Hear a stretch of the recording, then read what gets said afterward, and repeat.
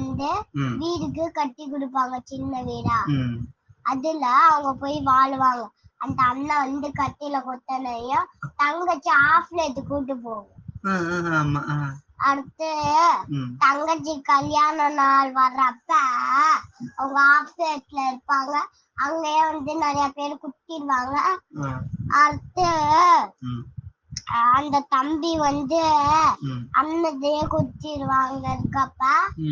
அப்ப வந்து ஒரு ஒரு பையன் சொல்லிதான் அந்த அண்ணனை குத்தன தம்பி.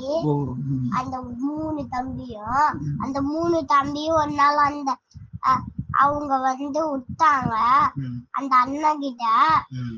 அடுத்து இவன் தான் அவங்கள குத்தனா சொன்னாங்க. அடுத்து எதுக்குடா நீ உங்க அண்ணனை குத்திட்ட